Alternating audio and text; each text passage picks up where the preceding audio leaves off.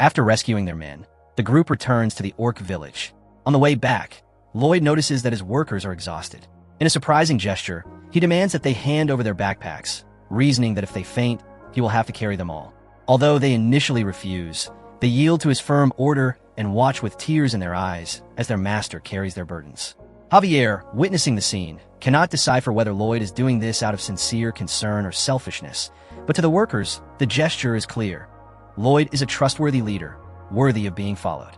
This act brings Lloyd even greater fame, but he is only interested in the monetary rewards, not the emotional ones. Back in the desert, Lloyd and Javier present Arash with a now completed Soup Bingo stone deposit. Arash enters and is disappointed.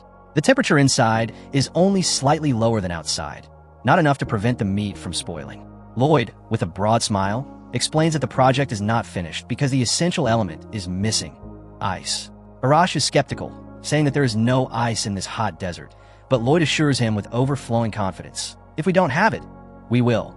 Arash, seeing Lloyd's sly smile, begins to wonder if he has been tricked. After the orc leaves, Javier confronts Lloyd. "So, how do you plan to make ice?" Lloyd's confident expression instantly disappears, replaced by sweat and panic. He has no plan. Javier is horrified, accusing him of signing a fraudulent contract. Here, Lloyd reveals his entrepreneurial philosophy. He explains to Javier that people who fail always find excuses not to try, while successful people simply start and find a solution along the way. This is innovation. This is the spirit of an entrepreneur, he shouts with burning passion. Javier, however, remains unimpressed, thinking that such people are 1,000 times more likely to fail. That night, under the full moon, Lloyd sits on a rock and begins to think. His plan takes shape.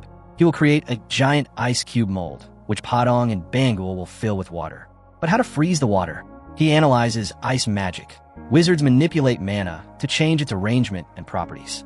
Lloyd has realized, during his training, that mana in nature has different properties. Some particles are hot, red, others cold, blue.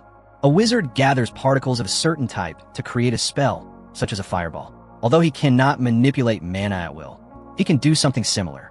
He uses his basic Azrahan technique not to absorb all the mana, but to filter it. He dips his hand into the water brought by his invocations and begins to selectively absorb only the warm mana, leaving behind a large concentration of cold mana. The process is difficult, and he makes a mistake at first, absorbing the cold mana, but his perseverance pays off. Javier, who has been watching everything from a distance, is once again amazed. Although he considered Lloyd's method reckless and irresponsible, he must admit that he always finds a way, even if it seems impossible. As Lloyd continues to extract the heat from the water, Javier, with a subtle smile, sighs and accepts that this man is unstoppable.